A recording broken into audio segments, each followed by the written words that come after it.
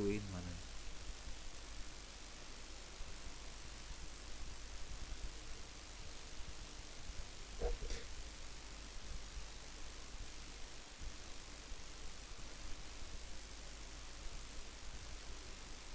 Oke.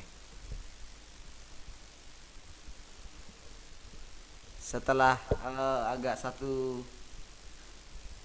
ini nanti 1 jam ganti aja saya jadi host lagi ya. Atau mau selesai ganti saya jadi host lagi. Nanti tolong masukin siapa yang gabung karena nanti pasti terganggu sama saya kan.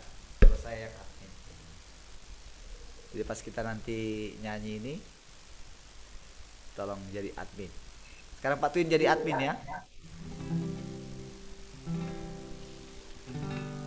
Haleluya. Oke, puji Tuhan. Kita mulai.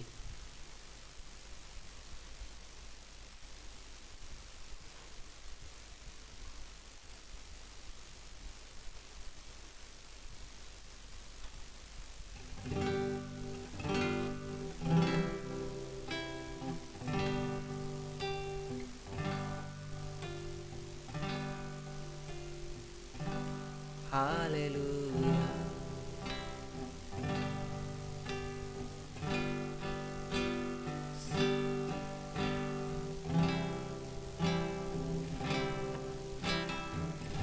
Terima kasih Bapak Surgawi. Terima kasih Tuhan Yesus. Terima kasih Roh Kudus, kami bersyukur pagi hari ini buat anugerah. Terima kasih buat kasih-Mu. Terima kasih buat hari yang baru. Haleluya.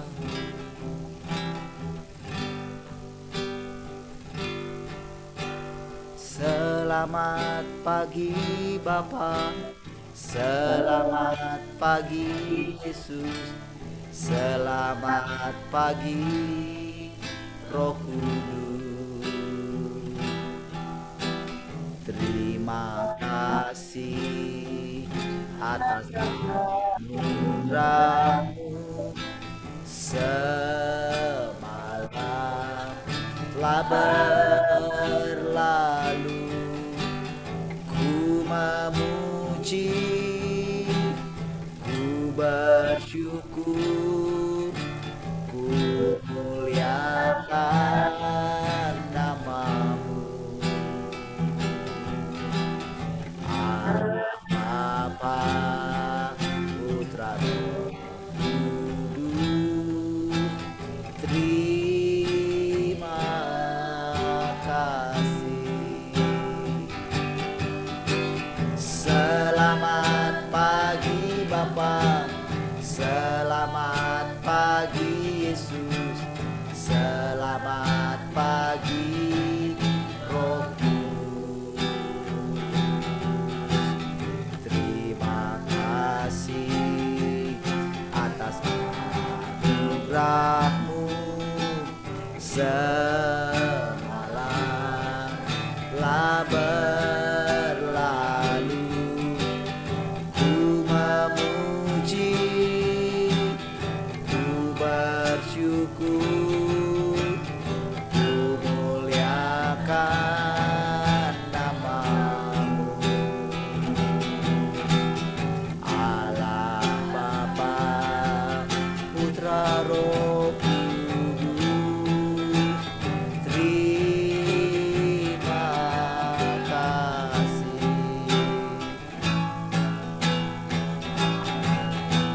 Selamat pagi Bapa, selamat pagi Yesus, selamat pagi Roh Kudus. Terima kasih atas anugerah-Mu.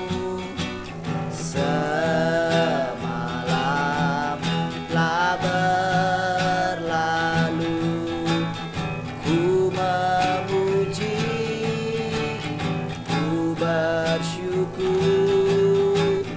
ku muliakan nama-Mu. Allah Bapa,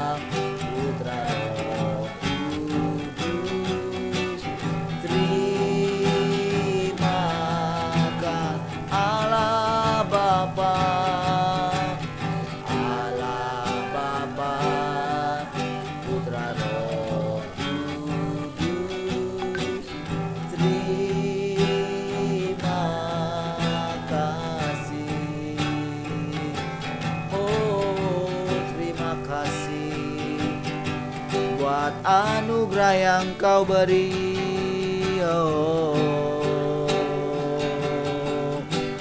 Haleluya.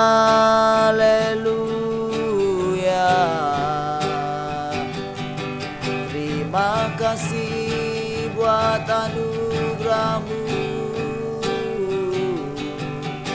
Haleluya.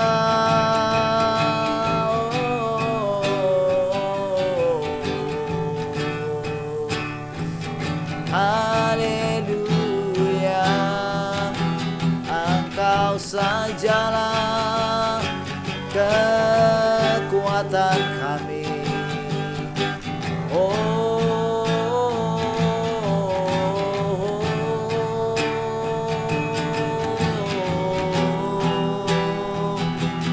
Haleluya.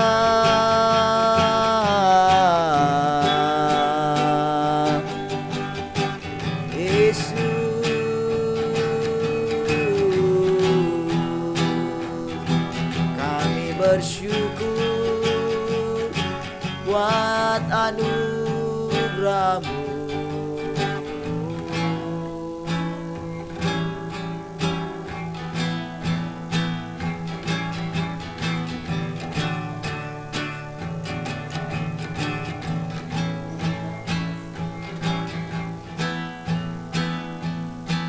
Ku melupakan yang di belakangku, ku serahkan hidupku hanya padamu Yesus, dan ku berlari kepada tujuanku. Kau beriku hari yang baru, yang lama telah berlalu. Sekali lagi katakan, ku melupakan. Ku melupakan yang di belakangku, ku serahkan hidupku hanya padamu Yesus, dan ku berlari kepada tujuanku. Kau beriku hari yang baru, yang lama telah berlalu. Rencana-Mu, oh Tuhan, indah bagiku yang terbatas oleh pikiranku. Firman-Mu ya dan amin, sumber kekuatan, Kau pengharapanku, Kau terbaik bagiku.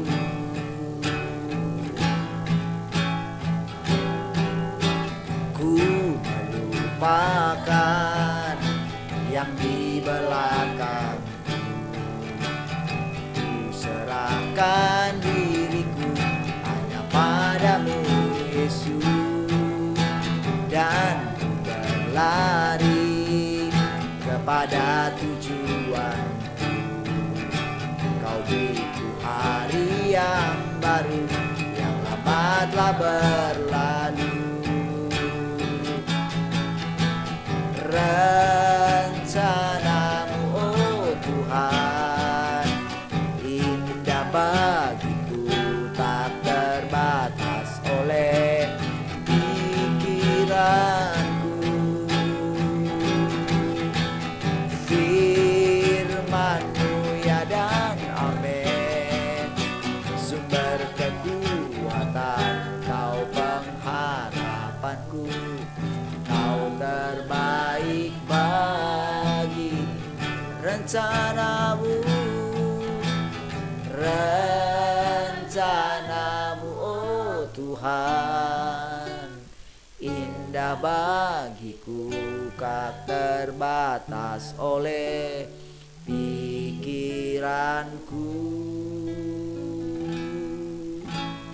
Firman-Mu ya dan amin, sumber kekuatan, Kau pengharapanku, Kau terbaik bagiku. Kau terbaik bagiku, Kau terbaik bagiku. Haleluya.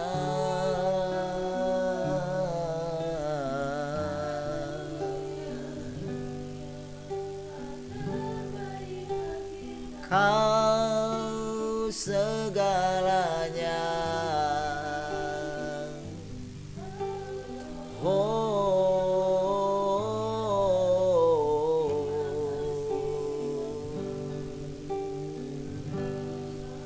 Terima kasih buat anugerahmu.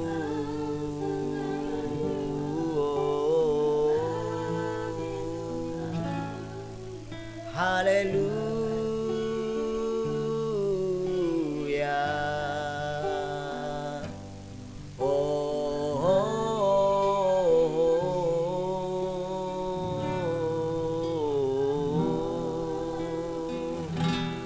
Kau segalanya.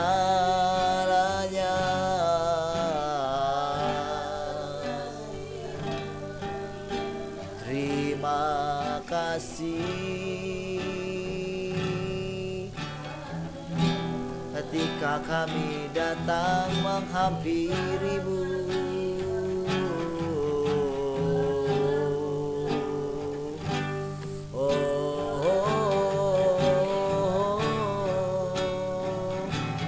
Kau segalanya.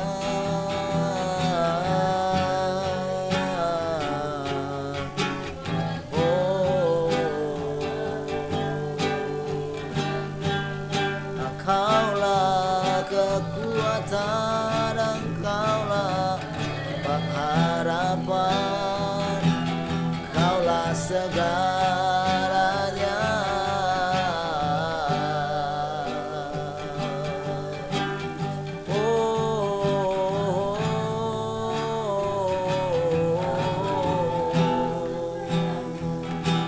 Engkaulah segalanya. Tak ada yang dapat menggantikanmu. Engkaulah masa depan kami. Oh,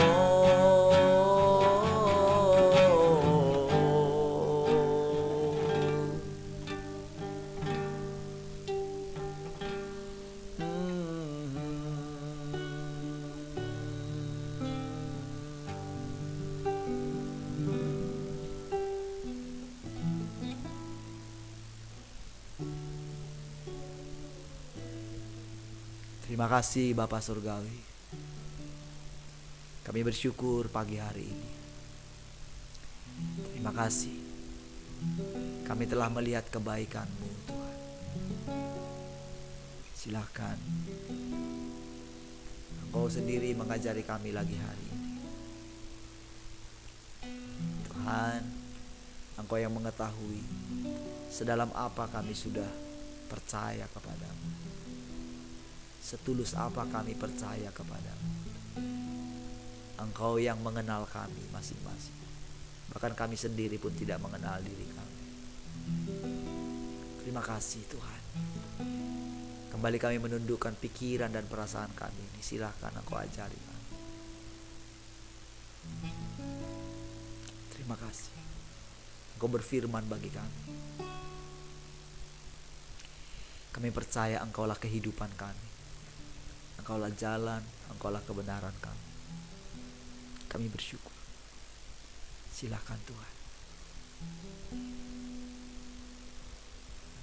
Kalau kami dapat memandang Engkau pagi hari ini, itu semata-mata karena kasih karunia. Kami terus belajar untuk tidak hidup dengan diri kami, tetapi mempersilahkan Engkau berdaulat dan bertata dalam hidup kami.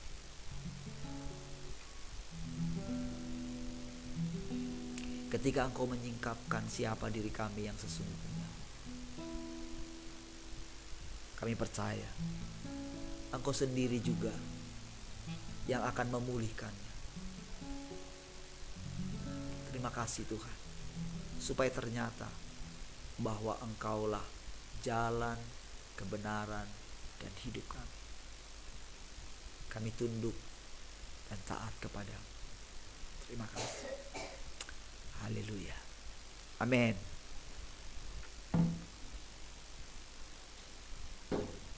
Baik, shalom saudara. Shalom semua, suaranya sudah oke kah?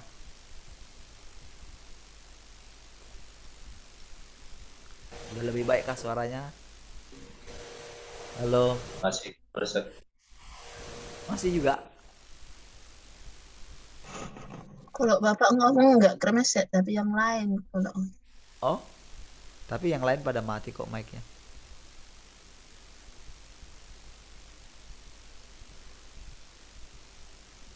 Oke lah, pasti nanti jadi baik. Emang ini kalau original sound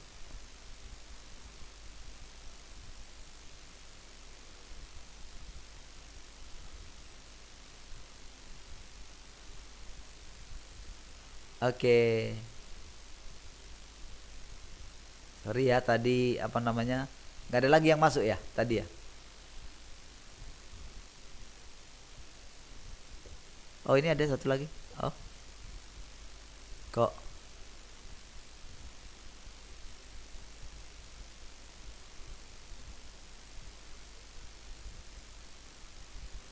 Oh jadi dua.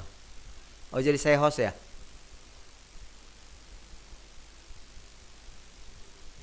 Sekarang sudah saya host jadinya? Oh oke, baik saudara. Nah, puji Tuhan ya. Shalom semua. Sekali lagi tes. Shalom Bu Rahel.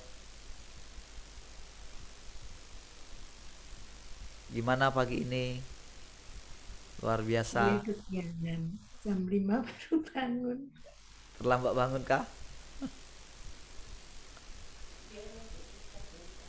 Oh, Ya, karena pakai itu. Ya, karena tadi makanya undangannya itu lupa centang yang ya, biasa Revive Us itu. Harusnya pakai itu. Makanya sudah nggak bisa. jam 5 Passwordnya baru lain. bangun, mau masuk nggak bisa. Saya pikir apa libur ini. Oh, Kan tadi malam Bapak bilang kan mau libur dulu atau bagaimana. Apa libur gitu pas lihat di grup ternyata ada itu. Ya yuk juga kasih tahu jadi bisa masuk. oke. Perasaan saya nggak ada bilang libur ya. Tadi malam bilang Pak, Pakai linknya ada masalah, pakai link lain. iya keterangannya begitu. Oh iya, memang begitu. Sedang Karena itu yang tadi saya bilang, karena pakai password lain, karena tidak saya iya, centeng. Itu aja masalahnya. Kalau meeting saya rubah ID-nya lagi ke juga itu, berubah. iya. Karena mau saya rubah lagi nanti ya waktunya sudah habis lagi. Seperti kemarin. Baik ya. Nah, oke. Oke, puji Tuhan ya. Nah, begini saudara ya, kita sudah segar ya rohnya ya. Amin. Roh, jiwa, tubuh mesti segar. Nah, saudara, apa yang diizinkan terjadi di dalam kita gitu ya. Saudara, kita sedang melihat bersama-sama. Saya melihat saudara, saudara lihat saya. Oke? Lihat bagaimana bahwa ketika kita dibersihkan oleh firman, ketika dia berfirman, disitulah kita mesti melihat bahwa Tuhan itu yang sedang berfirman. Saudara, bagaimana dia memulihkan segala sesuatu adalah dengan berfirman, saudara. Nah, jadi kita kan tidak mendengarkan suaranya di luar. suaranya itu adalah melalui manusia. Nah, namun saudara, dia akan terbatas.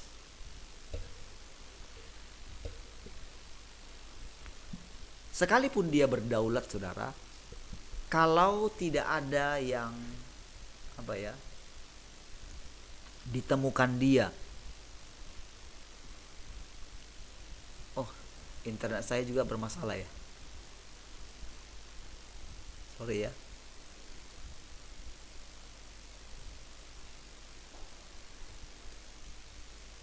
Lihat ya.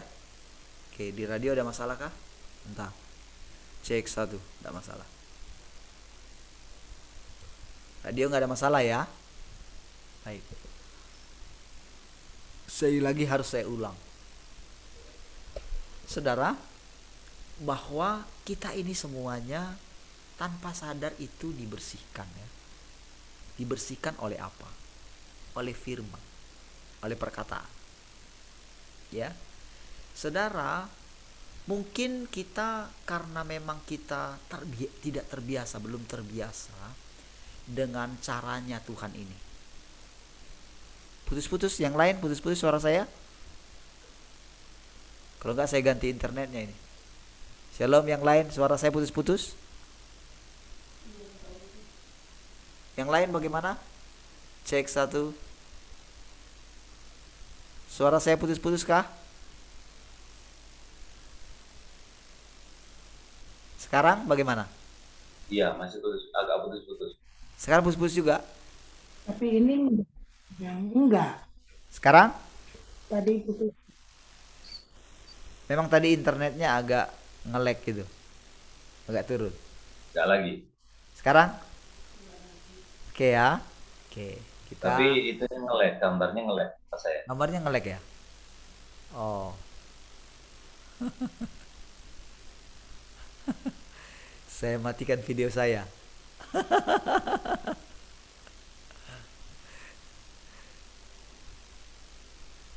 Kalau oke, bilang oke ya. Kalau nanti nge-lag, saya matikan video saya. Cek 1. Oke kah? Masih nge-lag kah video saya? Oke, yang penting suaranya oke ya. Yang penting suaranya oke.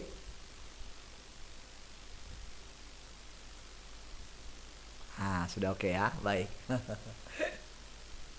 Puji Tuhan, saudara. Oke. Nah, mari kita perhatikan, saudara. Saudara, untuk sekarang ini, saudara, memang baru bagi kita, saudara. Baru, bagi saya baru, bagi saudara juga baru. Ya. Saudara, kalau saya cerita begini, apa yang misalnya terjadi setelah hari-hari ini, saya cerita tentang perubahan apa yang terjadi dalam diri saya. Keyakinan akan keselamatan.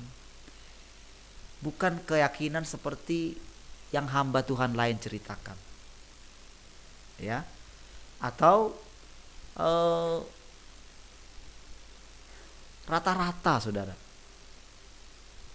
Rata-rata puncak daripada orang, kalau saudara perhatikan ya, kalau saudara mengikut, kalau mereka serius ngikut Tuhan ya, serius. Tapi puncaknya itu, saudara, mereka menemukan diri mereka. Atau boleh saya bilang begini, puncak kalau kita namanya berhasil dalam mengikut Tuhan, ceritanya begini. Berhasil mengikuti apa yang Dia perintahkan. Jadi saudara, dengan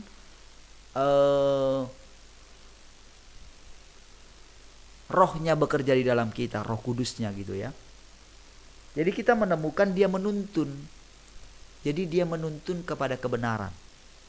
Bahkan dikatakan kepada seluruh kebenaran. Jadi Dia tuntun. Artinya begini, saudara.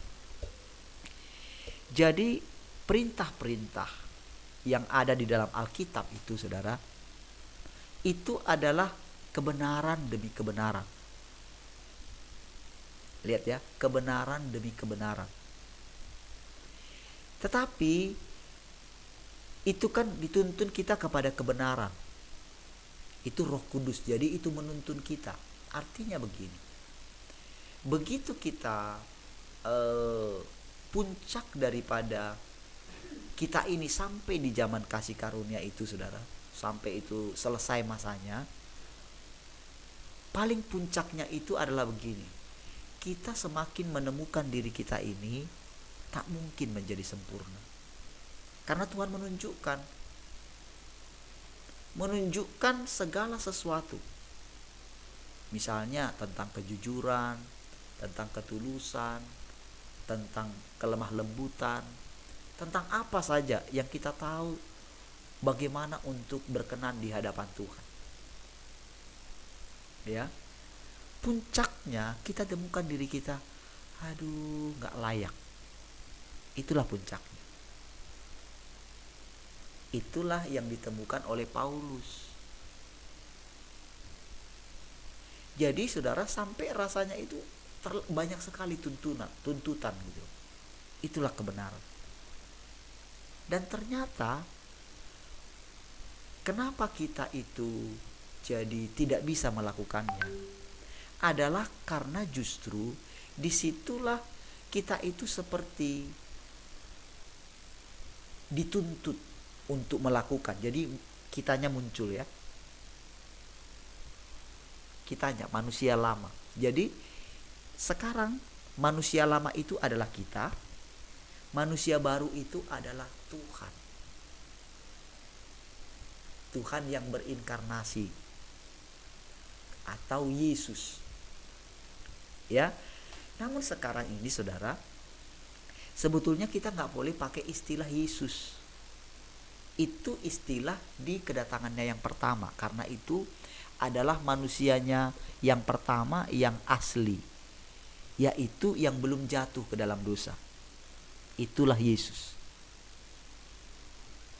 Ya, saya harus berulang kali untuk menerangkan ini saudara, supaya gini loh, dia yang sedang datang ini, dia benar-benar membuat keselamatan kita menjadi sesuatu yang pasti, bukan ambigu. Jadi kalau saudara lihat orang-orang itu membayangkan bahwa ya sudahlah gitu ya, sudah capek rasanya, pulang aja lah gitu. Jadi paling banter orang nyampenya di situ gitu. Atau selalu membayangkan ada Tuhan itu seperti roh. Jadi dia misalnya dapat ketika bersekutu, sekali-sekali dia datang gitu kan. Tetapi itu seperti pewahyuan saja. Pewahyuan dengan kita, dengan pikiran manusia kita, itu tak akan bisa kita capai dengan sempurna, saudara. Karena itu pikirannya Allah. Makanya isi Alkitab itu adalah pewahyuan. Makanya selalu ada usaha manusia akan menginterpretasikannya atau mengartikannya. Jadi sama seperti Harun dan Miriam gitu. Kepada mereka Tuhan nggak berbicara dengan jelas. Ya, karena dia pilih Musa. Jadi Harun itu karena pilihan Musa, karena Musa itu sudah sampai terlalu nggak yakin sekali lagi dengan dirinya. Jadi Musa itu sebetulnya mewakili umat manusia juga. Saking tadinya dia dipilih sejak waktu lahir gitu ya, menjadi penyelamat. Jadi kalau saya bilang penyelamat, jadi dia itu seperti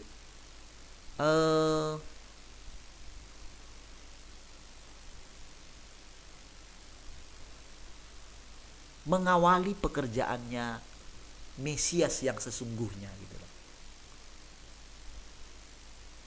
Jadi saudara, zaman nabi-nabi itu semua sampai kepada zaman Yesus, ya. Jadi mereka ini eh,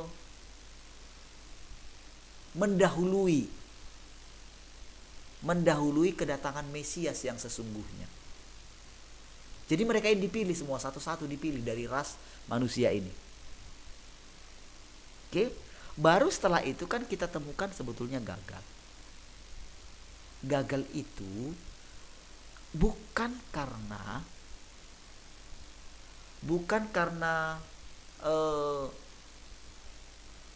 sejatinya mereka itu gagal, namun karena memang bahwa di dalam diri mereka itu sudah ada pekerjaan iblis gitu loh. Inilah yang sebetulnya sedang mau diperbaiki oleh Allah. Tentu dengan caranya dia, kita tidak tahu. Saudara, kita nggak akan pernah bisa sampai ke situ kecuali saudara kalau dia itu membuat kita bisa mengerti sampai ke situ. Itu caranya dia. Kita tak mungkin bisa mencapainya. Harusnya saudara, kita cepat bisa mencapainya. Namun karena dosa yang sudah bercokol di dalam kita, yang sudah berurat berakar, watak sebetulnya sudah menjadi watak dia. Jadi itu yang tidak bisa, itu yang membuat kita lamban mengenal Allah itu. Selalu kita ini saudara fokus kepada diri kita sendiri. Kalau nggak fokus kepada keberhasilan kita, fokus kepada kegagalan kita. Kalau nggak fokus kepada kebaikan kita, fokus kepada kejahatan kita. Itulah yang membuat manusia itu saudara belum bisa diselamatkan. Jadi proses pekerjaan Tuhan di kayu salib itu hanya menebus dosa kita. Jadi dianggap sebetulnya sudah selesai ya dosa kamu ya. Gitu. Maksudnya itu adalah membawa kita, jadi dengan kita menerima bahwa dosa kita sudah ditebus, dengan percaya itu tak berhenti sampai di situ. Itulah juga yang dialami oleh hyper grace. Jadi mereka fokus kepada pekerjaan yang sudah diselesaikan, namun itu adalah pekerjaan untuk penebusan dosa. Belum selesai pekerjaan Tuhan sampai di situ. Nah, jadi sekarang adalah bagaimana dia benar-benar menyelamatkan kita. Makanya kalau kita pakai istilah dalam Alkitab, kerjakan keselamatanmu, itu tidak bisa kita sampai. Yang mengerjakan keselamatan di dalam kita itu adalah Tuhan. Makanya dia bilang sama Yesus, Bapa bilang kan, duduklah di sini sampai kubuat musuh-musuhmu di bawah kakimu. Nah, ketika dibuat semua sudah tunduk, barulah dikatakan, Yesus dikatakan juga menyerahkan kepada Bapa. Jadi sebetulnya semuanya ini saudara adalah dia yang kerja. Termasuk di dalam diri Yesus. Jadi saudara, Yesus itu, jadi pekerjaan yang pertama itu ketika Adam, ketika dia gagal, pertama-tama saudara, dia ambil dulu, itulah nabi-nabi itu ya, diberikan mereka anugerah untuk menjadi penyelamat bayangan. Gimana tadi ya? Seperti pembuka jalan lah semua sebetulnya. Jadi saudara, istilahnya kalau semua umat manusia ini diwakili, jadi diwakili melalui satu-satu orang aja dipakai saudara.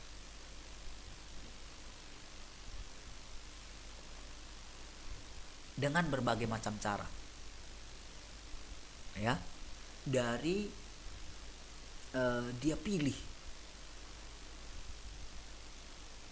Jadi dites daripada keturunan Abraham. Jadi dari situ dipilih orang-orang dari keturunan yang asli. Nah, kesimpulannya semuanya saudara, setelah pekerjaan Tuhan itu melalui semua manusia yang fana itu, saudara, ditemukan bahwa tidak mungkin kita itu kembali kepada Allah. Jadi di sini saudara, kita mesti menghormati apa yang dikatakan oleh Tuhan tentang kita. Jadi Roh Kudus dikatakan menginsafkan dunia akan dosa, menyadarkan loh. Dan penghakiman, apa satu lagi saudara? Akan kebenaran dan penghakiman katanya.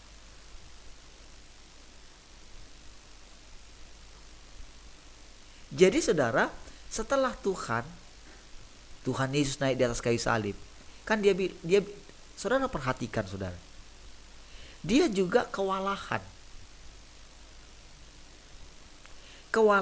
dengan murid-muridnya. Jadi saudara, Bapak itu menyempitkan proses kerjanya atau lingkup kerjanya, yaitu melalui murid-murid yang dibawa oleh Bapa. Jadi pada waktu itu saudara, Yesus itu tidak punya beban dengan orang banyak. Makanya saudara, dia juga tidak fokus kepada bangsa-bangsa di luar Yahudi, karena pekerjaannya adalah di situ. Ya, pekerjaannya di antara orang Israel saja.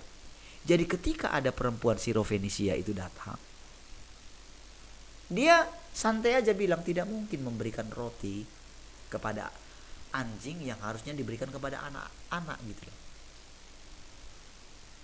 Tapi tiba-tiba si perempuan Sirofenisia ini bilang, iya Tuhan, tapi anjing juga makan remah-remah yang jatuh dari meja tuannya.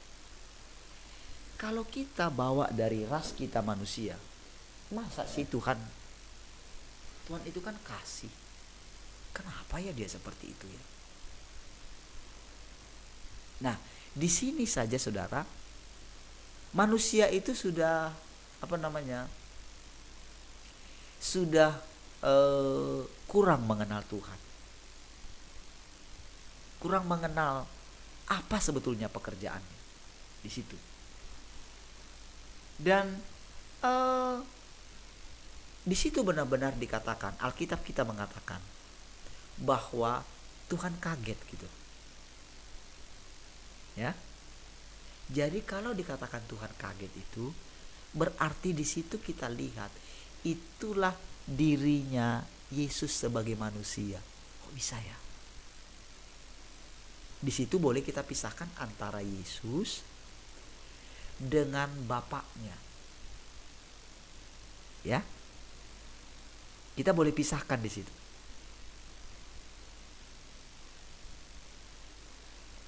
Jadi untuk supaya kita mengerti tentang diri kita ini yang diselamatkan ini.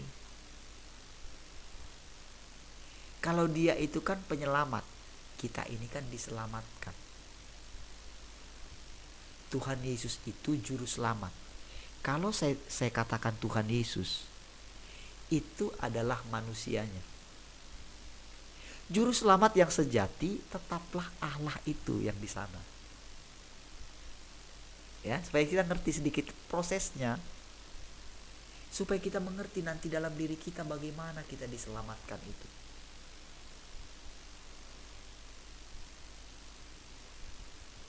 Ya. Nah, lalu saudara, ketika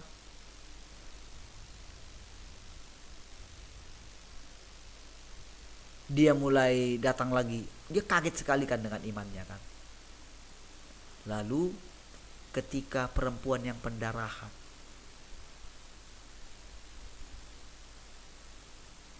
ketika dia itu dijamah, jubahnya dia, ujung jubahnya itu Tiba-tiba dia merasakan sesuatu. Saudara, Yesus pada waktu itu sudah punya planning kerja. Jadi waktu dia mencari bapaknya itu, dia mendapatkan planning kerja gitu. Untuk ngomong pun, kalau misalnya dia nanti ada ngomong apa gitu, dia sudah tahu.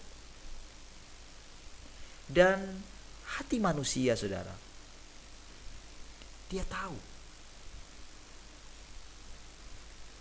Makanya kalau saya katakan, saudara, tiba-tiba saya tahu, itu bukan karunia.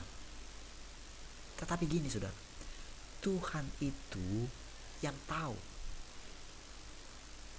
Tapi karena saya belum terbiasa dengan seperti itu, kadang-kadang muncul seperti saya. Jadi saudara melihat saya, karena saudara melihat saya, karena saya yang ngomong, saudara tetap akan tersandung dengan saya, karena saya itu pasti kelihatan sombong. Itulah yang dilihat oleh orang Farisi di dalam diri Yesus pada waktu itu, saudara. Ketika dia mengungkapkan segala sesuatu, ingat ya waktu dia bilang begini, kenapa kamu berusaha membunuh aku, katanya kan. Lalu kan orang Farisi itu kan marah kan, siapa yang membunuh kamu, kamu kerasukan, katanya kan. Saudara perhatikan Tuhan Yesus. Coba saudara perhatikan. Dia marah ketika dia pada waktu dia jungkir balikkan itu, saudara. Dia marah itu seperti orang gila, saudara. Jadi saudara, ketika saudara lihat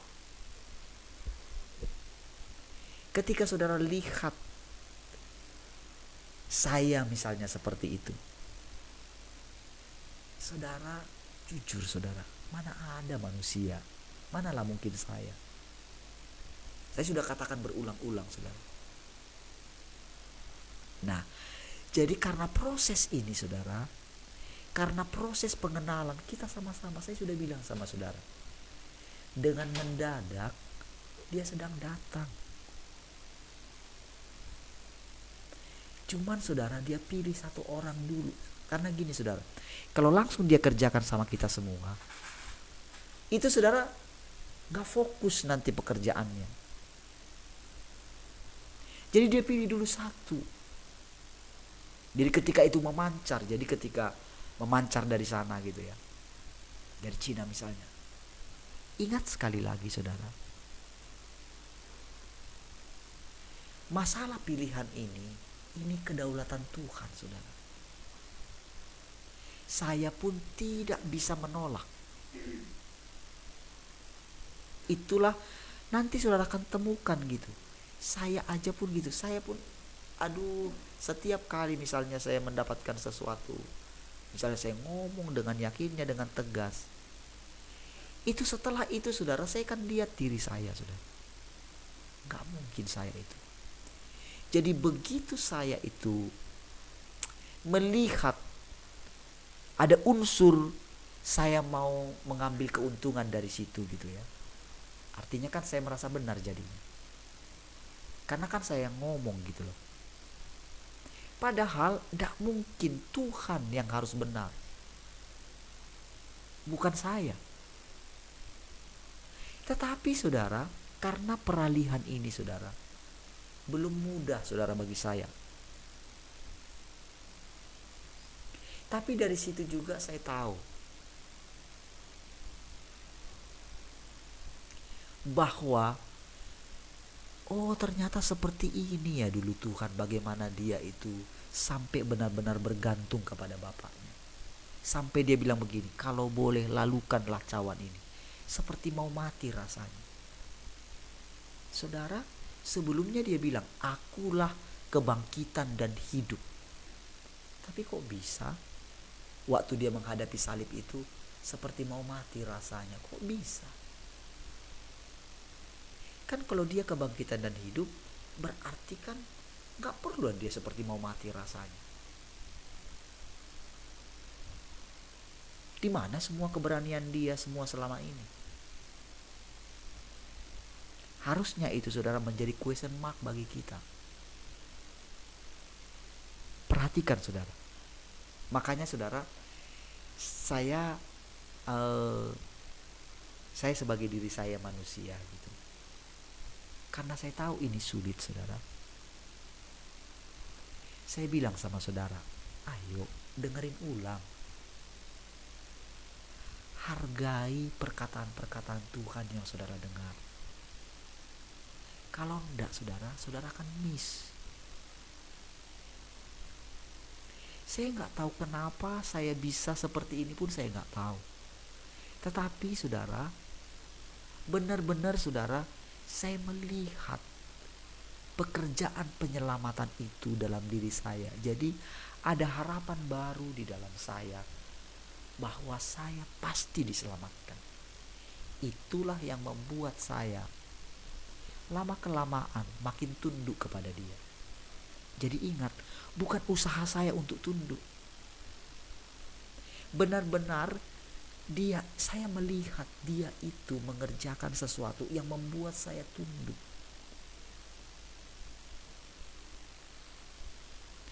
Makanya saudara, ketika misalnya saya ceritakan tentang diri saya bilang begini. Saya katakan kepada saudara nggak kenal Dia. Itu saudara, karena memang saudara, ketika saya hati-hati sekali, saya bisa buat perbedaan saudara. Antara semua para hamba Tuhan.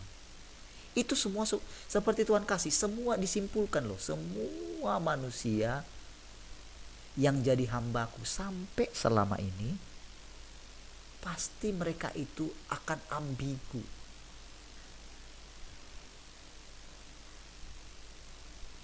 Karena apa?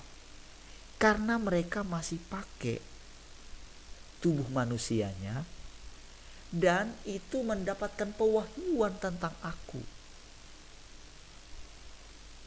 Harusnya saudara, kita sudah cukup begini saudara, melihat para hamba-hamba Tuhan yang jatuh. Tadinya mereka tulus semua saudara. Ya saudara, mereka pencari Tuhan, mereka pencari kebenaran.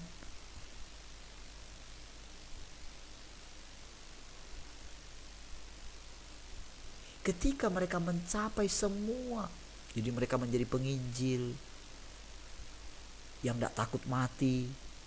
Tapi begitu mereka mencapai segala sesuatu yang dianggap sebagai puncak dari keberhasilan pelayanan, mereka menemukan diri mereka akhirnya terikat kembali dengan dunia ini, terikat dengan kekayaan, terikat dengan harta benda milik mereka, yang akhirnya saudara membuat mereka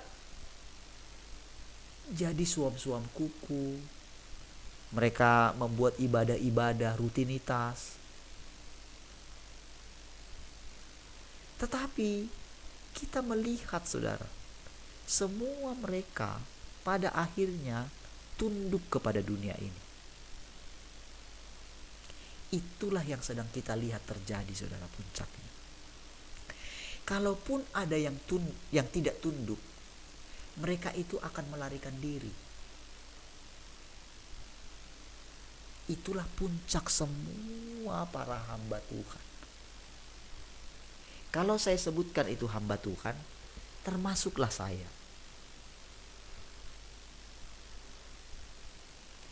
Jadi saudara, ketika mulut ini menerangkan, ketika Tuhan pakai, kan yang dipakai kan mulut saya. Pasti gimana pun saudara, pikiran normal saya ini saudara, pasti ikut dulu merenungkan. Jadi begini saudara, kalau yang lalu semua para hamba Tuhan itu begitu menerima pewahyuan dicerna dulu. Oke? Dicerna dulu, baru dia berikan kepada kita. Dicerna itu begini saudara, dia akan cari ayat-ayat pembanding. Itu yang kemarin Bu Rahel bilang, pedoman. Alkitab itu jadi pedoman atau landasan. Itulah semuanya pekerjaannya manusia sampai di situ. Kita ini tidak mau sesat. Kita saja nggak mau sesat, apalagi mau menyesatkan orang. Oke? Itulah semuanya pekerjaan para hamba Tuhan sekali bersiapapun. Tentu saudara, belum ada yang kita tahu sekali berPaulus di zaman sekarang.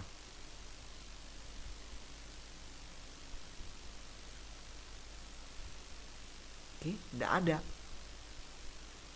Karena saudara, tidak ada yang seberani dia, nggak ada yang dapat pewahyuan langsung. Tetapi saudara, dia gagal. Bukan karena dia itu gagal, tapi memang Tuhan itu menyediakan rancangan yang lain. Jadi istilahnya begini, kalau kita mau kalau dia mau jujur, Tuhan sekarang jujur nih sama kita. Sebetulnya Paulus tidak gagal menurut dia. Cuman karena ambisi dia ingin sempurna, disitulah letak kegagalannya. Dia gak mengerti. Walaupun dia sudah berdoa minta utusan iblis itu diambil dari dia, akhirnya kan dia nyerah. Tuhan bilang sama dia, cukuplah kasih karuniaku bagimu. Justru dalam kelemahanku mula kuasaku sempurna bekerja. Saudara, tahukah saudara, untuk memahami satu kalimat ini, Paulus itu menghabiskan sisa hidup. Dan pada akhirnya ketika selesai, disitulah baru dia nyerahlah dia. Dia gak peduli lagi dengan hasilnya. Gak peduli lagi, dia sendirian soalnya.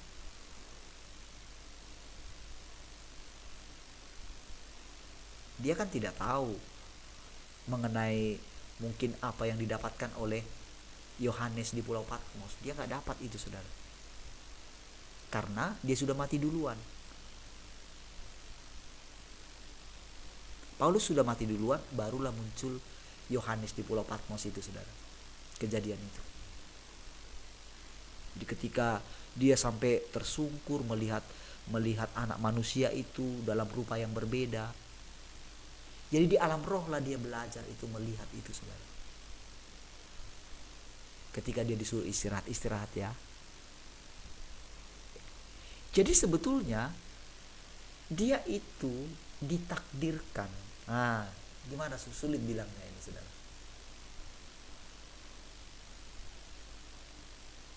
Semua kita ini memang ditakdirkan gagal.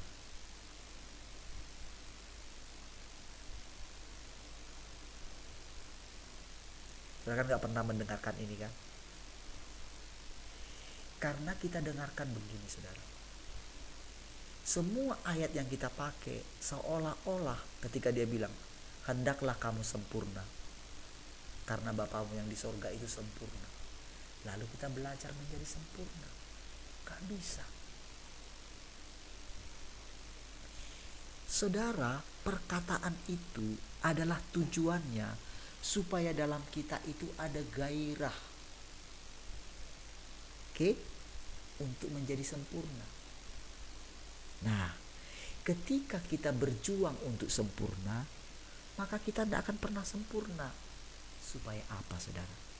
Supaya pada akhirnya kita berseru, Tuhan, aku gak bisa sempurna. Itulah yang dialami Paulus. Sampai dia menemukan dirinya manusia celaka. Karena dia berjuang.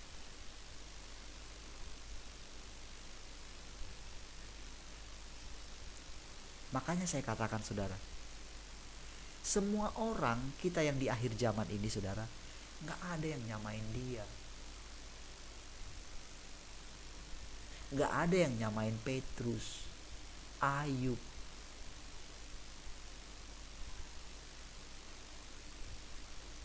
Jadi kalau semua sekarang, kalau saudara dengar, puncak daripada seorang yang bertobat, menyadari supaya dia jangan jatuh ke dalam dosa perzinahan misalnya, jatuh ke ini misalnya, jatuh ke dalam dosa keuangan, dia membuat dirinya setransparan mungkin.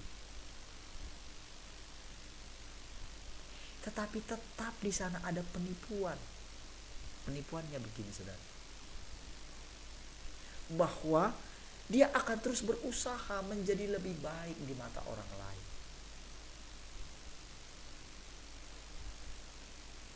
Itulah yang saya lakukan ketika saya menemukan kemunafikan di dalam diri hamba-hamba Tuhan. Itulah yang membuat saya keluar dari gereja saya yang lama itu, saudara. Saya tak tahu kenapa kok bisa. Kalau saya mikirkan hidup saya, mana mau, mana berani saya, saudara, keluar, saudara. Dan cara keluarnya itu, karena kan begini, saudara. Waktu itu saya sudah baru punya anak kembar gitu ya. Macam mana? Itu sebelum anak saya lahir. Jadi sudah ada, saudara, seperti itu. Ketika kami cari Tuhan setiap hari, saudara, persis seperti ini, tiap hari kami, saudara, doa sama-sama, dapat pernyataan Tuhan tiap hari dengan penjaga-penjaga menara, sampai mereka gelari saya itu guru besar ya.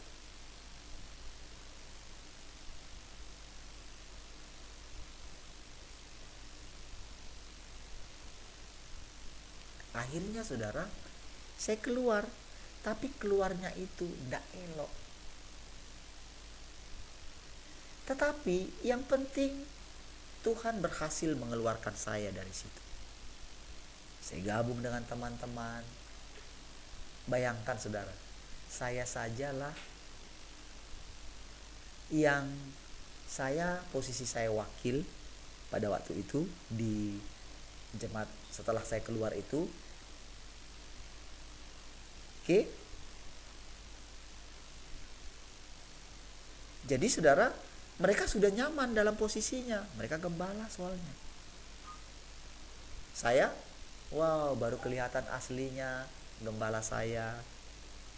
Tiba-tiba saya dicopot dari jabatan saya wakil gitu. Oke. Sehingga apa? Ya sudah. Akhirnya saya keluar lagi dari situ. Nah, saya bukalah pelayanan. Oke. Jadi ketika saya buka pelayanan itu, saudara, itu kan di situ kan saya bekerja. Dari mana uangnya? Tapi saya ikutin kan. Saya rela menjadi seperti babu. Benar-benar saya dihancurin di situ. Tapi saya semangat melakukannya. Sampai 5 tahun.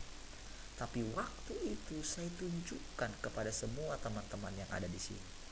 Ini jemaat-jemaat lama ya. Lihat ya, saya kerja loh. Saya mungkin lebih capek dari kalian semua. Bayangkan kami dari Batam Center dengan motor yang seperti, teman-teman ingatlah dulu. Anak makin besar, tapi saya selalu menunjukkan menjadi teladan bagi semua. Tidak terlambat, tetap bersuka cita. Ketika proses itu lewat gitu, saudara, saya coba menunjukkan supaya begini, supaya teman-teman ini tergugah dalam arti menjadi cinta Tuhan. Tapi apa yang terjadi? Itu pun saya dihancurkan sama Tuhan. Saya tidak menemukan. Akhirnya saya jadi marah-marah. Dan Tuhan membuat jemaat kita seperti ini terus. Capek saudara. Makanya saudara, dari semua lihat itu, akhirnya saudara, akhirnya saya harus Tuhan panggil lagi full time gitu. Waktu Tuhan panggil full time saudara, saya itu begini saudara, Tuhan, saya ini kan gak seperti Pak Andreas. Saya pikir begini, Pak Andreas kan bisa hidup kan karena dia itu punya karunia ya, mendoakan orang, dan dari situlah dia hidup.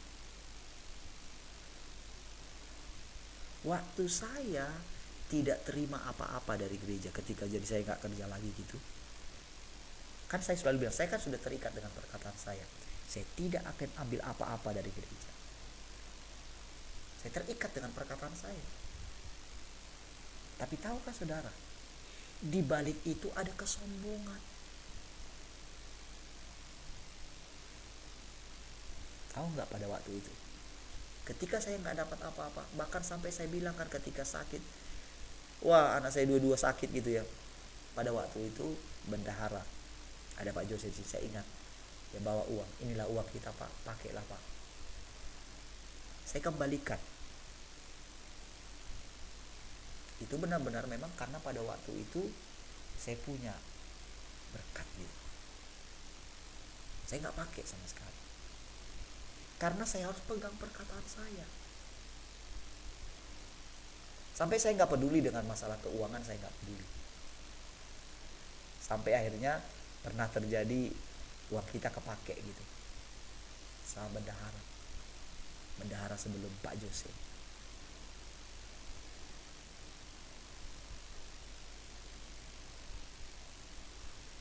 Nah, saudara, dari situ saudara, ketika itu saudara, saya bisalah mendoakan orang.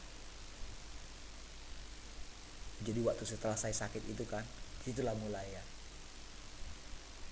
Jadi saya belum ambil apa-apa dari gereja karena saya pegang komitmen saya.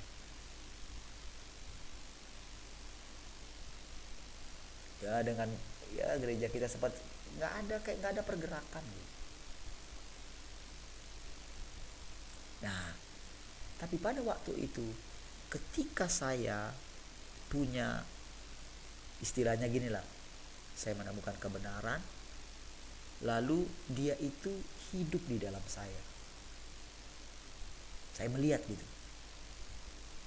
saya bisa mendoakan orang. Waktu itu saudara, saya belum punya pengalaman misalnya melayani orang yang gila gitu ya. Tapi pada waktu saya dibawa dari rumah ke rumah gitu, dibawa oleh teman-teman yang dulu, saya benar-benar dengan tenang sekali. Hanya dengan kebenaran yang begini, anggap saja kamu sudah hamba Tuhan super. Cuman itu aja. Main anggap-anggapan. Dan itu berhasil dalam banyak hal. Sehingga dari mendoakan orang ini memberkati pelayanan saya. Sampai-sampai pada waktu itu saudara, ini gimana? Saya menggembalakan di Tembesi, tapi kok yang memelihara kebutuhan saya kok orang lain ya? Kok bukan jemaat saya ya? Wah, itu jadi kosong banget. Saya dan istri saya melayani kemana aja saya bawa dengan tulus. Tetapi saudara, mau gimana pun dibilang saudara, ketika kita mendoakan karena orang itu memberkati kita, pasti saudara, saya sudah mulai menemukan, aduh mana bisa kayak gini. Lama kelamaan saya tahu, orang ini memanfaatkan saya bukan jadi hamba Tuhan lagi, hamba manusia.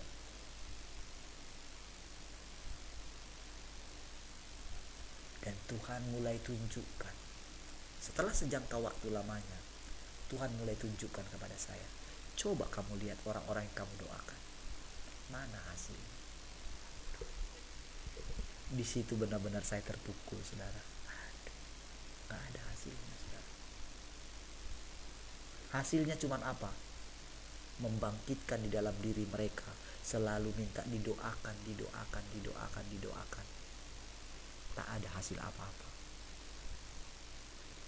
Tidak ada dikit pun cinta akan Tuhan. Mereka hanya memanfaatkan Tuhan.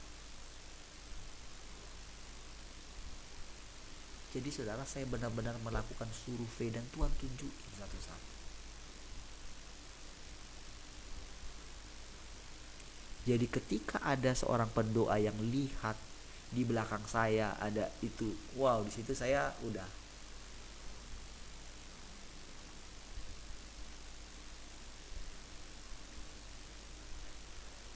Jadi semua seperti ini ulang gitu.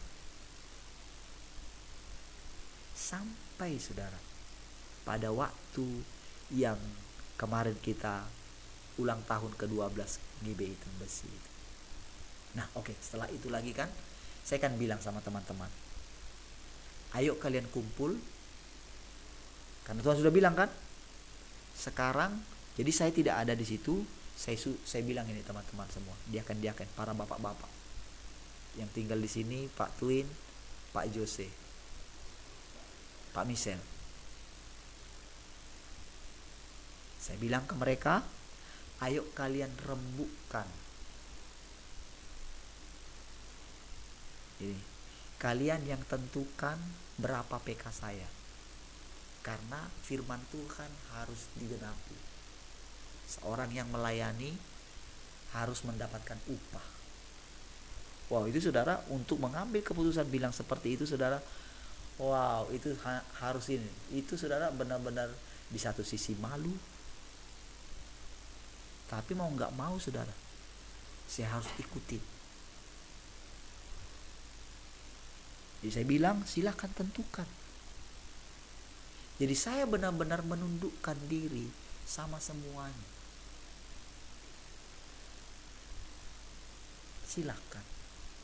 Ketika ditentukan, waduh, tahulah saudara, dengan segitu bagaimana saya hidup. Tapi kan sudah pasti lebih baik kan daripada tidak. Kalau dulu saudara bayangkan saudara tiap hari bergantung terus dengan mendoakan orang, kan sama aja kayak kerja juga kan. Seperti itulah di prosesnya. Sampai ketika yang kemarin ulang tahun ke-12 itu saudara, disitulah benar-benar saudara Tuhan mulai menunjukkan.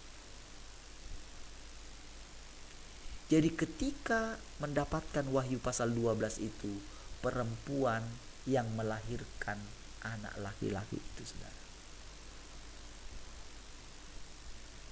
Jadi tadinya semua orang percayalah saudara. Ketika mendapatkan ayat itu, mereka boleh jelaskan ayat itu. Oh ini maksudnya, ini maksudnya. Tetapi ketika saya mendapatkan pengertian itu, dapat itu saudara, cobalah gimana menurut saudara kalau ternyata anak laki-laki itu Tuhan bilang kamu misalnya, saya.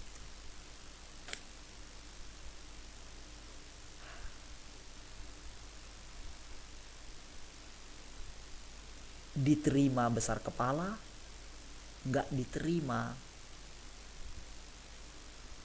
sombong sebetulnya. Ketika dijalanin pasti muncul sombong. Ketika nggak dijalanin, Tuhan anggap pemberontak. Jadi saudara, samalah saya seperti Musa.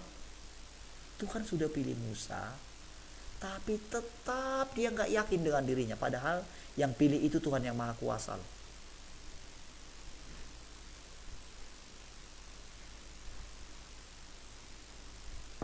Disitulah saudara Tuhan munculkan semua para hamba-hamba Tuhan yang dipilih oleh Dia. Dipilih itu menjadi representatif. Tetapi kali ini tidak.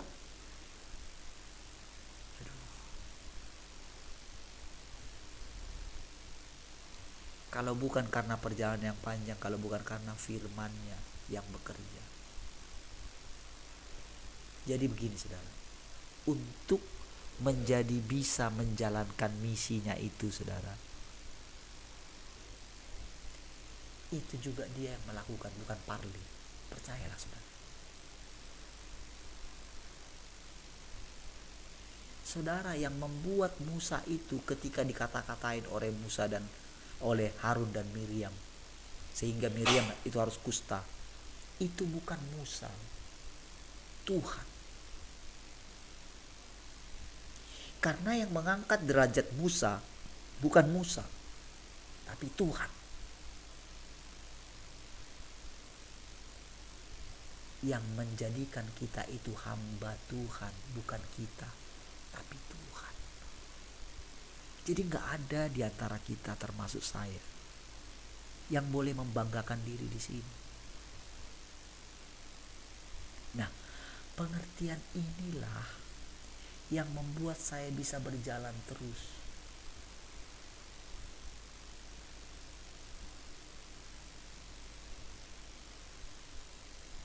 Saudara, saya menemukan diri saya. Saya yang lebih tahu bagaimana keadaan diri saya. Saya yang lebih tahu, bukan saudara. Ketika saya mengatakan saya manusia celaka, saudara, itu bukan untuk menarik simpati saudara, bukan. Pada kenyataannya demikian. Jadi saya mengerti apa yang dialami oleh Paulus dulu, saudara. Ketika saya semakin menundukkan diri saya kepada Tuhan, saudara, yang berinkarnasi itu, yang datang, yang bilang gitu, kamulah anak laki-laki itu misalnya gitu. Ketika saya berani mempercayai itu, saudara, tahu gak?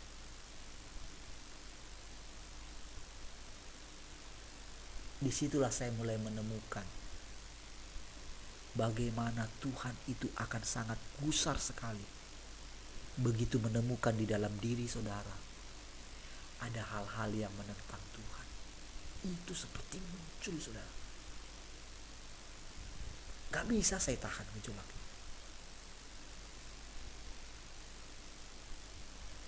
Disitulah baru kelihatan penghakiman dan penghajaran.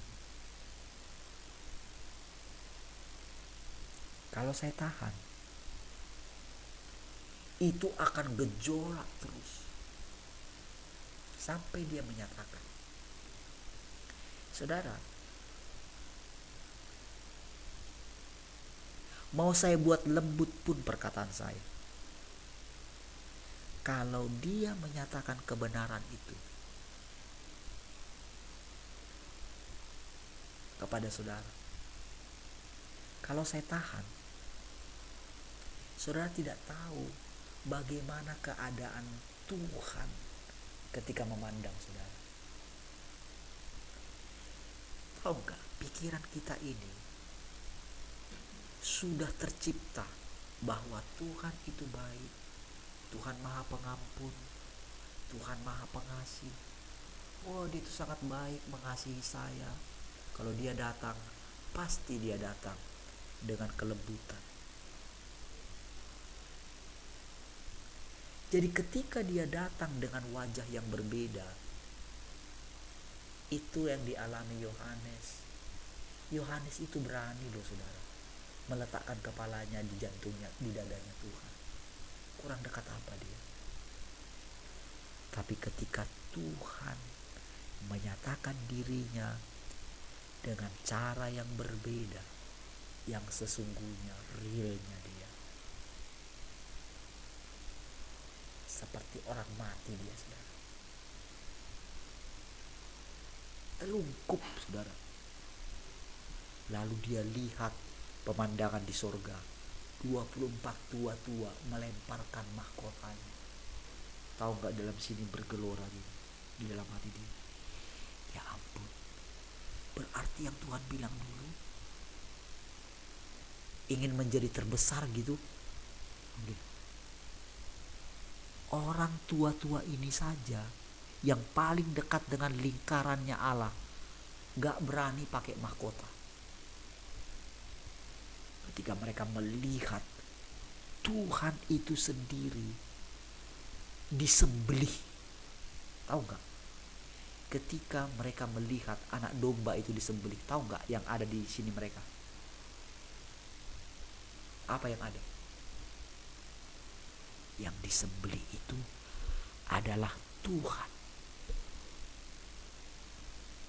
Bukan manusia Yesus, bukan.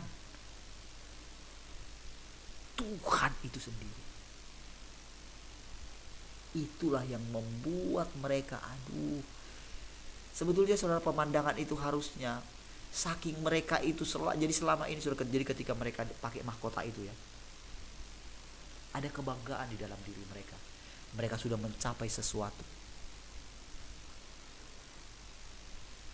Ada kebanggaan di sini. Lalu tiba-tiba mereka melihat anak domba itu disembelih. Itu mereka lemparkan. Bukan begini, saudara. Bukan.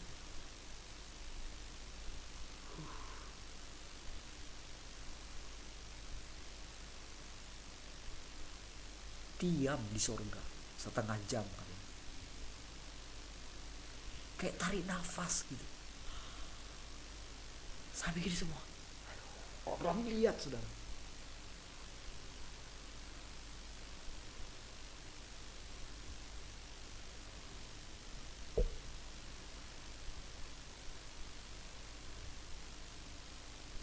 Lalu saudara, di manakah Tuhan Yesus pada waktu itu?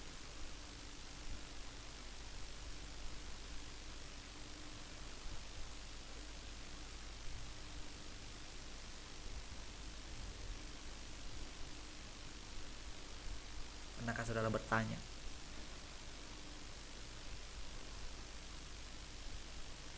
Dia naik ke surga, di manakah dia pada waktu itu?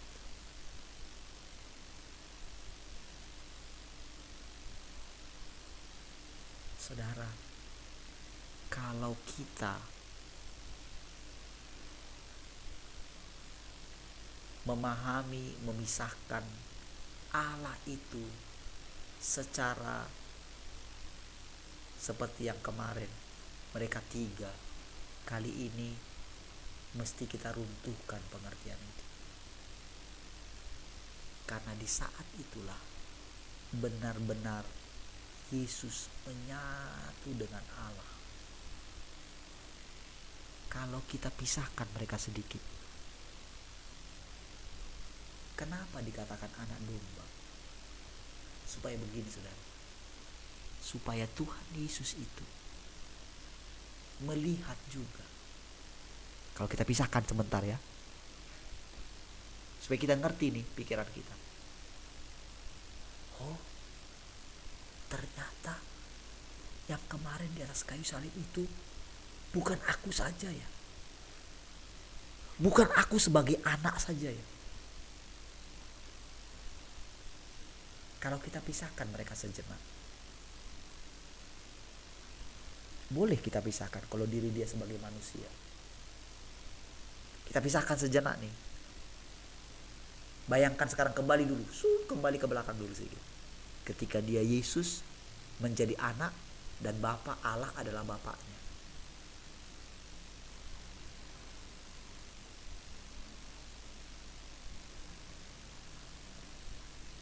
Ketika dia teringatlah perkataan Eloi, Eloi, lama sabachthani. Bapakku, Bapakku, mengapa engkau meninggalkan aku? Allahku, Allahku, kenapa engkau meninggalkan aku? Disitulah dia baru tahu. Wah, kemana dia pergi? Kemana Allahnya pergi? Kok dia gak lihat ada di surga? Kemana ya?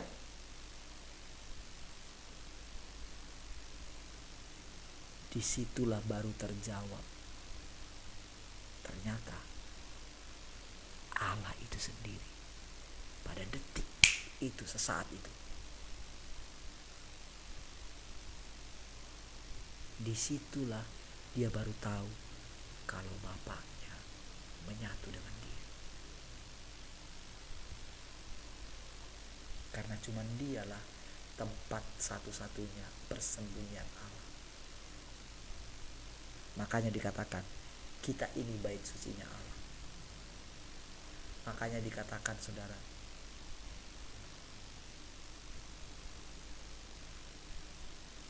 dia menampung seluruh kepenuhan Allah. Coba lihat. Jujurlah saudara, siapa yang pernah bisa menerangkan ini kepada kita? Mungkinkah Parlin bisa menerangkan ini kepada saudara? Tapi kalau saya katakan Tuhan sendiri yang menerangkan, saudara tersandung dengan saya karena melihat saya seperti membanggakan diri lebih daripada hamba Tuhan yang lain di seluruh muka bumi ini. Bahkan saya seperti membanggakan diri saya lebih daripada Paulus dan lain sebagainya. Bukan, percaya. Saudara sudah lihat tadi Yesus itu kan? Seperti yang saya katakan. Saudara, sudah lewat 11 ya. Sampai seperti itulah nantinya semua kita menyatu dengan Allah.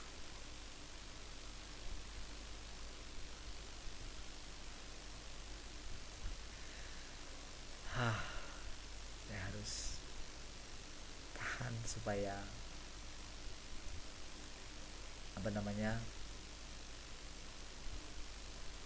saudara semakin mengerti proses inkarnasi Tuhan. Bayangkan saudara, sesabar ini dia menerangkan kepada kita. Kalau mengikuti gejolak ketika saya berbicara semalam gitu, gejolak dalam hati saya sampai mengatakan kepada saudara, silahkan saudara keluar, silahkan saudara tidak join dulu, tahu nggak?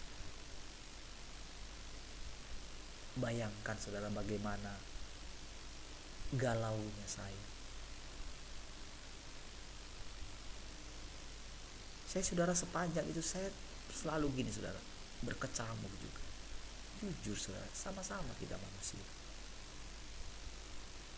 Tetapi tahukah saudara, begitu menenangkan diri, saudara, damai sejahteranya itu saudara,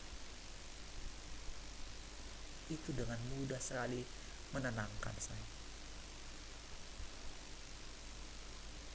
Itulah yang dikatakan, jangan takut Parli, akulah perisai. Kan keluarkan segala mungkin emosi saya atau apa saudara bisa lihat kan. Macam mana saya mungkin bisa tenang dengan seperti itu? Gak mungkin lah. Pasti ada gejolak. Tapi tahukah saudara,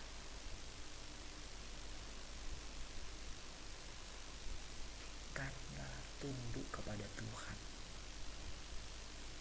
akhirnya saya temukan anugerahnya bisa tenang. Itulah Tuhan saudara. Jadi kita tidak punya kebenaran, hanya Tuhanlah kebenaran kita. Baik, mari kita berdoa saudara. Terima kasih Tuhan, kami bersyukur pagi hari ini. Kami menyerahkan seluruh kehidupan kami sepanjang hari ini ke dalam tangan. Kami bersyukur Engkau bekerja di dalam kami, Engkau hidup dalam kami, Engkaulah jalan, kebenaran, dan hidup dalam kami. Kami bersyukur. Haleluya. Amin. Baik, puji Tuhan. Tuhan berkati semua.